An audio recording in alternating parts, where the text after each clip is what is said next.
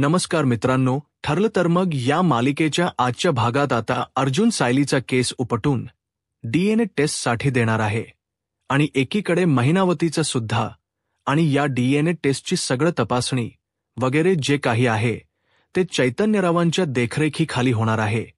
त्यामुळे आपल्यापर्यंत आणि अर्जुनपर्यंत खरेखुरे रिपोर्ट पोहोचतील अशी आशा आणि अपेक्षा आहे प्रेक्षकांनो। तर बघा ठरलं तर मग या मालिकेचा आजचा रिव्ह्यू सुरुवातीपासून सांगते। काल आपण पाहिलं होत की पूर्णाजीने या सगळ्या मायलेकींना साड्यांच्या घड्या घालायला लावल्या होत्या इंद्रधनुष याच्या रंगाप्रमाणे। आज पूर्णाजी प्रत्येकीच्या कामाचं विश्लेषण करताना दाखवल्यात। सुरुवातीला प्रेक्षकांनो आजचा एपिसोड ऐकताना तुम्हाला खूप मजा येणार आहे आणि टीव्हीवर बघताना डबल मजा येईल। पूर्णाजी म्हणतात, घड्या कशा घातल्या आहेत त्यावरून मला आता निर्णय द्यावा लागणार। नार महिना आणि तन्वीच्या घड्यांबद्दल तर काही बोलायलाच नको रे बाबा।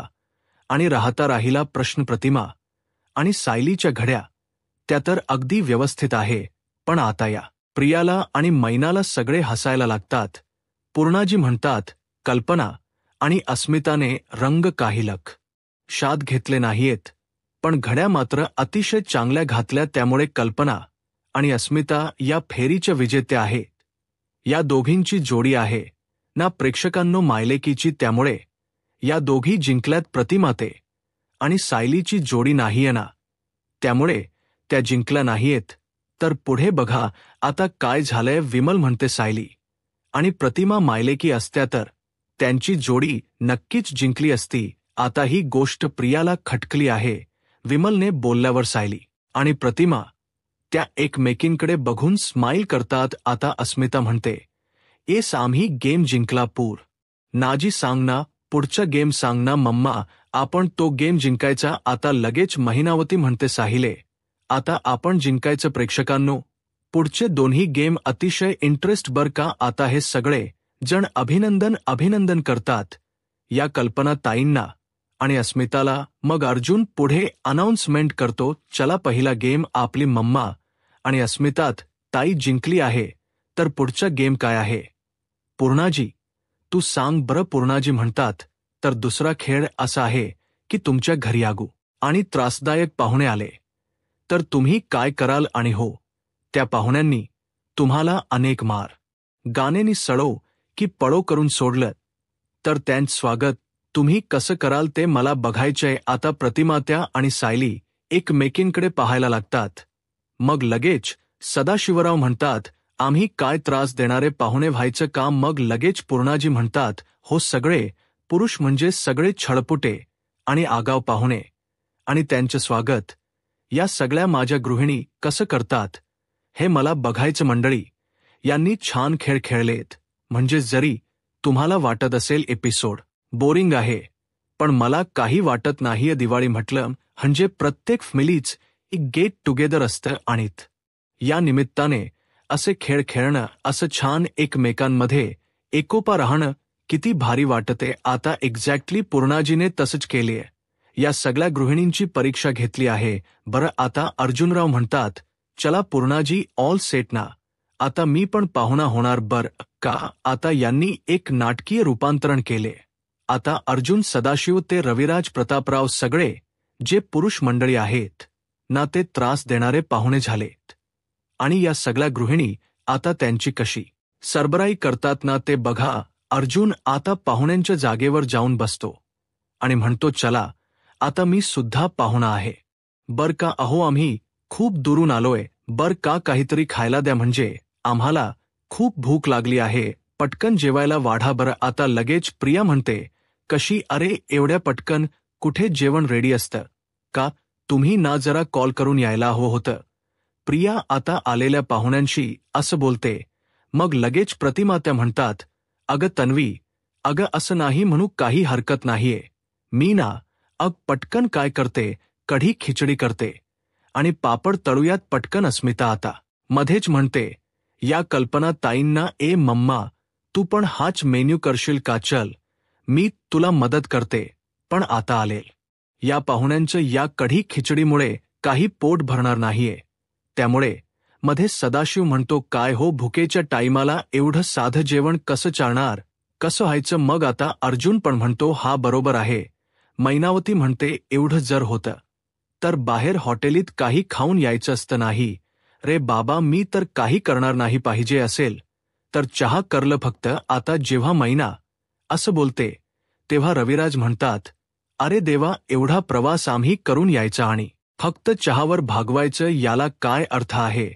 अर्जुन लगेच म्हणतो, हो ना, बरोबर आहे. सायली म्हणते, नाही नाही, मी एक काम करते, मी पुरी भाजी करते आणि पटकन मसाले भात करते, तोवर तुम्ही कोकमाच सरबत प्याल का लगेच? आता प्रिया म्हणते, आई चल चल, आपण पण कोकम सरबत करूया, चल.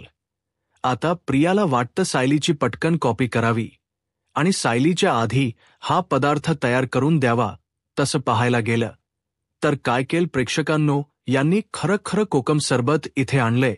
पण हे जर अर्जुन सायलीच्या बाबतीत त्यांनी काल केलं असतं तर बघायला अजून छान वाटलं असतं. अर्जुनने सायलीला ओवाळली म्हणून पैसे जरी टाकले असते तरी चाललं असतं. बरं, तेही नाही तर प्रतापरावांनी द्यायचे असते की बाबा, असं ठेवून नको बायकोला, म्हणजे एक आपलं सहज, आपलं कसं इन्व्हॉल्व ना या मालिकेत, म्हणून आपलं सहज शेअर करतीय बर का. उगाचच आपल्या त्या सायली आणि अर्जुनची तशीच ठेवली बिचायांची दिवाळी. तर असो, आता बघा, या सगळ्या गृहिणींनी कोकम सरबत केले आणि असं पुढे केल. या सगळ्या पाहुण्यांच्या आता प्रत्येक जण ते कोकम सरबताचा आस्वाद घेत्य. आता अर्जुन मध्येच लबाडी करत म्हणतो की काय सरबत झालंय हे, खूपच मीठ बाबा, याच्यात जरा खारटच झालंय, खूप मीठ बाबा याच्यात, मला नको हे सरबत. सायली म्हणते, माफ करा, दुसरं सरबत आणू का लगेच? अर्जुन म्हणतो, हा आणा जा लगेच. प्रिया म्हणते, कशी काय आई, मीठ जास्ती नाहीये, चल हेच प्या सरबत. कोणी पण हा बिना करणार नाही सरबत लगेच. महिना म्हणते, नाही तर काय, परत काय तेच बनवायचं, त्यापेक्षा तुम्ही एक काम करा ना, बाहेरून मागवा लगेच. प्रिया म्हणते, हो, ऑर्डर करा ना. हो, तर पैसे मी देते. बघा ना प्रेक्षकांनो, प्रिया आणि मैनावती या दोघींचे विचार त्यांनी एवढे मिळते जुळते दाखवले आहेत ना की विचारूच नका. आता लगेच अश्विन म्हणतो, कसं आहे अगं, असं काय करतेस सन्वी, तू बाहेरून आलेल्या पाहुण्यांना असं तू म्हणजे ऑर्डर करून जेवण देणार आहेस का लगेच? प्रिया म्हणते, कशी अश्विनला? अरे अश्विन, अरे ते मुद्दाम त्रास देताय ना आपल, याला हाच तर खेळ आहे ना. अरे तुला समजलं नाही, त्यांना कळायला हवं की मी पण किती खमकी येते. आता लगेच महिना तिच्या मागे म्हणते, नाही तर काय, माझ्याकडे पैसे असते ना तर मी पण दिले असते पैसे लगेच. प्रिया पण म्हणते, नाही तर काय, बरोबरच आहे. म्हणजे या दोघीही एक्झॅक्टली सेम बोलताय. पुन्हा प्रिया म्हणते, न सांगता येणाऱ्या पाहुण्यांची अशी एवढी सरबराई करायची गरज नाहीये. अर्जुन आता प्रियाला थोडं चिडूनच बोलतो आणि म्हणतो, पण तू आमच्याशी 2 शब्द नीट बोलू शकली असतीस ना. लगेच अश्विन त्याच्या बायकोची झाल ओढत म्हणतो, म्हणजे प्रियाची बाजू घेऊन म्हणतो, दादा, हा गेम जो आहे ना तो नीट बोलायचा नाहीये, फक्त पाहुण्यांची सरबराई करायचा आहे. उगचच रिकाम्या गोष्टींकडे लक्ष वेधून काहीही गेम डायव्हर्ट करू नकोस. लगेच प्रतापरावांना वाटते या दोघा भावांमध्ये भांडण सुरू होतील, म्हणून प्रतापराव विषय बदलतात आणि म्हणतात, चला आता आपण पुढचा गेम चालू करूयात. चला पूर्णाजी, पुढचा गेम काय आहे सांग ब्र. पण आता मध्येच कल्पना ताई म्हणतात, बाई, एवढ्या कमी वेळामध्ये डाळ भात लावते आणि शेंगादाण्याची चटणी घरात आहेच म्हणा. आमच्या अस्मिता, अगं आणखीन आपण काय करूयात? आणि आता अस्मिता म्हणते, ए मम्मा, मला नाही काही करता येत. मग अर्जुन म्हणतो, मला तर वाटते आता आपण उपाशीच राहणार. सायली म्हणते, अहो नाही, जेव्हा सरबत करायला घेतलं ना तेव्हाच मी बटाटे उकडायला ठेवले होते. लगेच आता प्रतिमा त्या म्हणतात, मी पण कणिक मळली आहे.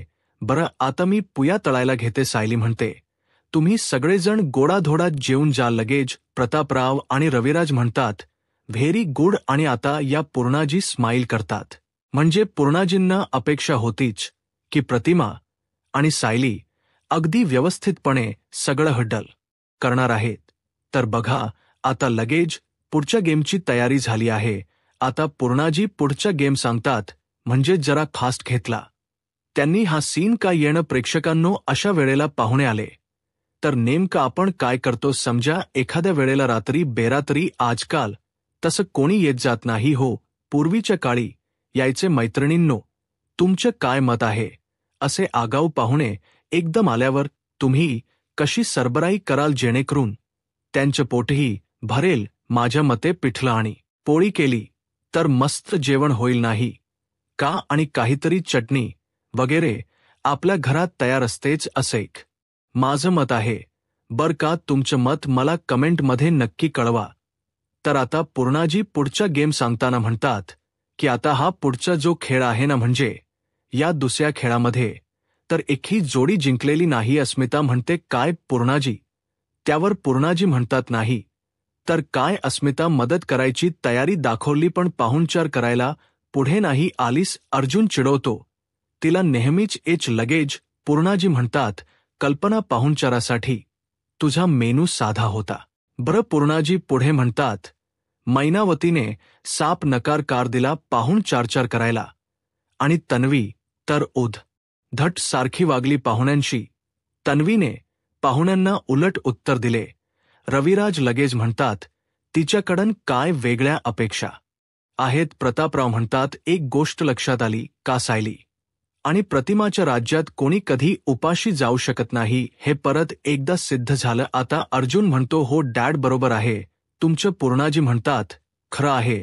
बरं या दोघींनी उत्तम पाहुणचार केला पण या दोघींची जोडी नाही ना, नाहीतर या दोघीं नक्कीच जिंकले असता. आता अर्जुन मनात विचार करतो पुढचा गेम आता मीच खेळायला घेतो. मीच सांगतो पुढचा गेम काय आहे म्हणजे मला कळेल की या सायलीच्या आईने चोरी केली होती की नव्हती. लगेच रविराज म्हणतात ठीक आहे म्हणजे हा राऊंड ड्रॉ झाला का पूर्णाजी? मग पूर्णाजी म्हणतात हो हा जो गेम आहे हा ड्रॉ झाला. मग लगेच अर्जुन म्हणतो थांबा आपण एक ब्रेक घेऊया का पुढचा राऊंड सुरू होण्याआधी?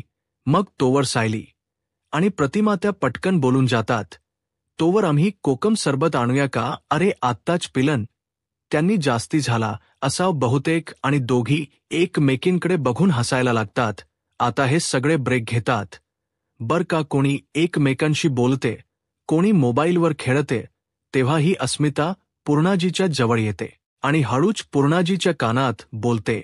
ही पूर्णाजी, ती मैनावती काकू आणि आपली तन्वी दोघी किती सेम आहेत ना. लगेच पूर्णाजी म्हणतात हो ग अस्मिता खरं आहे तुझं. अस्मिता म्हणते हो ना अगदी सेम डोकी चालतात. दोघींची मैना काकू सायलीपेक्षा तन्वीच्याच आई जास्त वाटतात.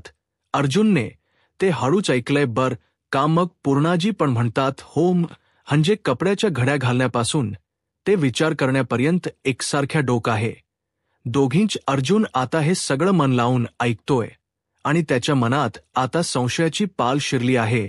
प्रेक्षकांनो तो प्रियाकडे बघतोय, एकीकडे मैनाकडे बघतोय आणि विचार करतोय म्हणजे मला जे दिसतंय ते इथे असलेल्या सगळ्यांना दिसतंय. आता पुढच्या गेममध्ये सगळ्या गोष्टीच क्लिअर होतील. अर्जुनने जो गेम खेळलाय ना तो भारी आहे बर का प्रेक्षकांनो. आणि त्याने काय कन्क्लुजन काढलंय त्यासाठी बघत रहा पुढचा गेम. अर्जुन आता ब्रेक झाल्यानंतर सगळ्यांना जमा करतो पण मध्येच त्यांनी आता महिप्त रावांचा सीन दाखवलाय. महिप्तने एका पब्लिशरला बोलावले आणि त्याला म्हणतोय ऐ बाबा मी जे सांगतोय ना ते आजच्या आज छापायचं आणि नित्या त्या अर्जुन सुभेदारच्या घरी पण आजच्या आज पोहोचलं पाहिजे बर का. हा चल रे लिव वार्ता.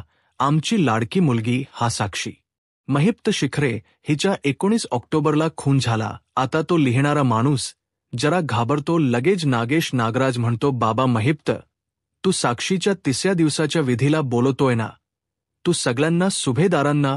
पण बाबा महिप्त असं खून बिन लिहायचं नसतं. त्यात महिप्त म्हणतो आता खून झाला म्हणलं तर खून झालाच लिहाव लागलं ना. नागराज शेठबरोबर थांबा थोडा बदल करतो. हा चल लिही. 19 ऑक्टोबरला माझ्या मुलीचा मर्डर झाला नागराज म्हणतोय. अरे महिप्त अरे काय बोलतोय तू? खून काय मर्डर काय रे? या अशा गोष्टी लिहित असतात का व्यवस्थित लिहायचंसत? रे तू चूप बैस, तू थांब बर, तू जरा थांब, मी सांगतो. त्याला काय लिहायचं ते थांब जरा. तू आता नागराज त्याच्या भाषेत लिहितो, लिहायला लावतो बर का त्या माणसाला, आणि म्हणतो हा चल रे मी सांगतो तुला लिही. हा माझी मुलगी साक्षी शिखरे हिचे 19 ऑक्टोबर रोजी घडलेल्या एका दुर्दैवी घटनेमध्ये निधन झाले. हा अकस्मात घडलेल्या या प्रसंगामुळे समस्त शिखरे परिवार शोकाकुल आहेत आणि शिखरे परिवार हळहळ व्यक्त करीत आहेत. लिही रे बाबा, लिहिलं का? आता त्या माणसाने तसं लिहिलंय. नागराज पुढे सांगतो. त्या माणसाला साक्षीच्या 3ऱ्या विधीसाठी ओध. या दिनांक 22 ऑक्टोबर रोजी शांती स्मशानभूमीमध्ये सकाळी 11 करे. मैप हा सकाळी 10 ठीक हा लिहिले. सकाळी 10 वाजता शांती स्मशानभूमी आपण इथे उपस्थित राहून श्रद्धांजली वाहावी. उपस्थित राहून हा शोकाकुल महिप्त शिखरे कंसातली बाबा वडील म्हणून हा चल रे महिप्त झालं का? ओके झालं का? आता मॅटर लगेच. तो माणूस म्हणतो बर मी हे सगळं छापून देतो साहेब. महिप्त त्याला म्हणतो आय बाबा लवकर पाठव रे. बाबा नागराज म्हणतो महिप्तला, अरे महिप्त गाम आला रे. त्याला लिहिता लिहिता आता लगेच महिप्त म्हणतो कसा आता त्यार. जून सुभेदारला विश्वास बसलं का? माझी पोरगी गेली म्हणून एवढा खटाटप त्याच्यासाठीच केला ना? नागराज शेठ. नागराज म्हणतो तुझं सगळं बरोबर आहे महिप्त, पण त्या प्रियाला कंट्रोलमध्ये ठेवायला पाहिजे बरं नाही? तिला सगळे छक्के पंजे कळतात. बरं महिप्त म्हणतो त्या बबलीच्या छक्क्या पंजाच काय टेन्शन घेता? एकदा का तो व्हिडिओ डिलीट झाला ना की त्या बबलीचा अख्खा कॅट्स फिट करतो मी. तर प्रेक्षकांनो, अर्जुन महिप्तला भलताच आवडतो वाटतं नाही? कुठल्याही गोष्टीमध्ये अर्जुन शिवाय त्याचं कुठलंच काम पुढे धकत नाही ना. आता तो या शोकाकुल म्हणजे परिस्थितीमध्ये अर्जुन सुभेदारला पण आमंत्रण देतोय. पण काय वाटत तुम्हाला अर्जुन किंवा अर्जुनचे घरचे या सगळ्या शोकसभेला येतील का? बघूयात येणाऱ्या भागांमध्ये आपल्याला कळेलच. तर आता पुढचा जो सीन आहे तो आपण एन्जॉय करणार आहोत. शेवटचा सीन पूर्णाजी आता सगळ्यांना सांगतात की आता आपल्याला या खेळाची 3री फेरी खेळायची आहे. पण आता ही फेरी मी नाही हा ठरवली, ही फेरी अर्जुनने ठरवली आहे. कारण अर्जुनला ऐन वेळेला काहीतरी सुचलंय. त्यानेच काय ते सांगावं. अर्जुन म्हणतो थक यू पूर्णाजी. आता पुढचा जो गेम आहे ना त्याचं नाव आहे की दमनी. असं म्हणून त्याने एका बाऊलवरचा लाल फडक बाजूला उचलले. आता सायली म्हणते हा खेळ कसा खेळणार आहोत आम्ही? अर्जुन म्हणतो माझ्या हातामध्ये 3 किल्ले आहेत. बघा तुमच्या समोर 3 कुलूप आहेत आणि त्यासोबत समोरच्या बाऊलमध्ये 2 किल्ले आहेत. आता या बाऊलमध्ये मी या 3 किल्ल्या मिक्स करणार आहे आणि या सगळ्या किल्ल्या मी इथे हॉलमध्ये कुठेतरी लपून ठेवणार आहे आणि तुम्हाला आता त्या किल्ल्या शोधायच्या आहेत आणि मग कुलूप उघडायच. ज्याचं कुलूप लवकर उघडेल त्याला म्हणजे. पण या टास्कमध्ये टाइम लिमिट असणार आहे. 3 मिनिटांमध्ये तुम्हाला ही किल्ली शोधायची आहे आणि कुलूप उघडायचे बरं. आणि यासोबत सरप्राईज आहे. जो कोणी हे कुलूप आधी उघडेल ना त्याला मिळणार आहे 10,000 रुपये. बघितलं का प्रेक्षकांनो? याने मुद्दाम लालच दिलाय अर्जुनने, म्हणजे 10,000 रुपयांसाठी. कोण जास्ती खटपट करतं हे अर्जुनला बघायचं साहजिक आहे. प्रिया आणि मैनावती दोघी पण लालची आहेत. अर्जुन आता जेव्हा हे समजावून सांगत असतो ना तेव्हा सदाशिवचे डोळे मैनाचे डोळे असे मोठे मोठे होतात. 10,000 रुपयांचे बक्षीस. प्रिया म्हणते 10,000. आता मैना पण म्हणते 10,000 रुपये लगेच. प्रिया हळूच म्हणते प्रतिमा. त्याला आई 10,000 रुपये. मैना आणि प्रियाचे डोळे अर्जुनने नोटीस केलेत. बर का? अर्जुनच्या लक्षात आलंय की पैशाच नाव काढल्यावर प्रिया आणि मैनावती दोघींचेही डोळे असे मोठे झालेत. आता अस्मिता मध्येच म्हणते काय रे अर्जुन, आपण आधी गेम खेळायचो म्हणूनच आता हे सगळे गेम पुन्हा खेळतोय ना दिवाळीला? पण आपण आधी पैसे नव्हतो देत गेममध्ये. दिवाळीला आपण फक्त गेम्स खेळायचो ना? अर्जुन म्हणतो अग अस्मिता ताई, आपली ही दिवाळी स्पेशल आहे ना, त्यामुळे म्हणूनच मी बक्षीस ठेवले या दिवाळीला. म्हणून मी स्पर्धकांना विनंती करतोय की जरा वेळ तुम्ही बाहेर थांबा, मी किल्ल्या लपवतो. आणि किल्ल्या लपवून झाल्या की तुम्हाला लगेज आतमध्ये बोलवतो. चालेल का लगेज? मैना, प्रिया, प्रतिमा त्या सगळ्या जणी या बाहेर जातात बर का. आणि लगेज त्या आतमध्ये आलेल्या पण दाखवल्या विदन अ सेकंड. आणि त्या सगळ्या आता आत येतात. आता इथे सगळे इतर पाहुणे पण बसलेलेच आहेत. रविराज, राज, प्रतापराव सगळेजण आहेत. आता अर्जुन सगळ्याजणी आत आल्यानंतर म्हणतो, चला तुमचा वेळ सुरू झालाय आता. आता या सगळ्या जणींची धावपळ झाली आहे बर का. सगळेजण हसत असतात. यांच्या धावपळीला आता प्रिया किल्ली शोधते, ही मैना शोधते, सायली शोधत असते, अस्मिता आणि कल्पनाताई पण शोधताय. आणि आता एक किल्ली मैनाला सापडली आहे बर का प्रेक्षकांनो. आणि अर्जुन या दोघींकडे एवढं बारकाईने बघताना दाखवलाय की काय सांगू. म्हणजे अर्जुनचे लक्ष फक्त आणि फक्त प्रिया आणि मैनावती या दोघींकडेच असतं. आता बघा, हो जेव्हा मैनाला किल्ली सापडते ना तेव्हा ती किल्ली ॲक्च्युली त्या कुलपेची नसतेच. ती बळजबरी कुलपेमध्ये खिल्ली घालत असते आणि उघडायचा प्रयत्न करत असते. अर्जुन हे सगळं नोटीस करत असतो लांबून. आता शेवटी त्यांनी हा थरार बराच वेळ रंगवला बरं का. आता प्रिया पण एक्झॅक्टली तिच्यासारखंच करत असते, सेम टू सेम. प्रियाला पण किल्ली सापडली आहे, पण ती त्या कुलपेची नसते. प्रिया पण जबरदस्ती असती, ती कुलूप उघडायचा प्रयत्न करत असते. अर्जुन हे सगळं लांबून बघतोय आणि एका पॉइंटला काय होतं, प्रिया चिटिंग करायचा प्रयत्न करते. अजवी ऑल एक्सपेक्ट आपल्याला माहितीच होतं की प्रिया असं काहीतरी करेलच. आता ती काय करते, तिच्या डोक्याची पिन काढते आणि त्या कुलपेमध्ये घालते जेणेकरून खोट बोलून ₹10,000 जिंकता यावे. आणि एक्झॅक्टली मैनावतीने हेच केले. मैनावतीने हाताची सेफ्टी पिन काढली आहे. कमाले बाबा, या असल्या गोष्टींमुळे कुलपा उघडतात हे पहिल्यांदाच पाहिलं मी. म्हणजे सिनेमात आणि मालिकेत बघत होते, पण आता पुन्हा एकदा पाहिलं. मैनावती आता सेफ्टी पिनेन ती कुलूप उघडायचा प्रयत्न करते आणि इकडे प्रिया तिच्या केसांच्या पिनेन ती कुलूप उघडायचा प्रयत्न करते. दोघी जणी एक्झॅक्टली सेम वेळेवर उघडलं म्हणून ओरडतात. आता सायली, प्रतिमा त्या सगळ्या जणी बघायला लागतात यांच्याकडे. सायली जरा भांबवते, मैनावती भांडायला लागते, मी आधी कुलूप उघडलं, तू नाही उघडलं. प्रिया आता अर्जुन समोरच भांडत असते, सगळ्यांसमोरच. नाही, मी आधी आवाज दिला, मीही कुलप आधी उघडल. आता अर्जुनला जे कळायचे ते बरोबर कळल प्रेक्षकांनो. प्रिया म्हणत असते, नाही, माझं कुलूप आधी उघडलं, फक्त थोडासा उशीर झाला मला हाक मारायला, मी जिंकले, मला ₹10,000 पाहिजे. महिना म्हणत असते, नाही असं कसं, मी जिंकले. साहिले सांग ना हिला, मी जिंकले, अगं मला पाहिजे पैसे लगेच. आता प्रिया म्हणते, आई सांग ना तू. प्रतिमा त्याला म्हणत असते, आई आपण जिंकलो ₹1,000. या दोघी एकमेकींमध्ये प्रचंड वाद घालत असतात. तेव्हा अर्जुनची म्हणजे विचारशक्ती आता जरा फास्ट चालायला लागली आहे. तो आता विचार कर. अर्जुन विचार करतोय की सायलीच्या आईने तर पिनेन ते कुलूप उघडलं, ही चांगली सराईत चोर दिसते आहे. आता मात्र हे सिद्धच होणार आहे की ही सायलीची आई असू शकत नाही. प्रियाने सुद्धा एक्झॅक्टली पिनेन कुलूप उघडले. दोघी जणी सेम टू सेम आहे. आता मला यांची DNA तपासणी करायलाच हवी.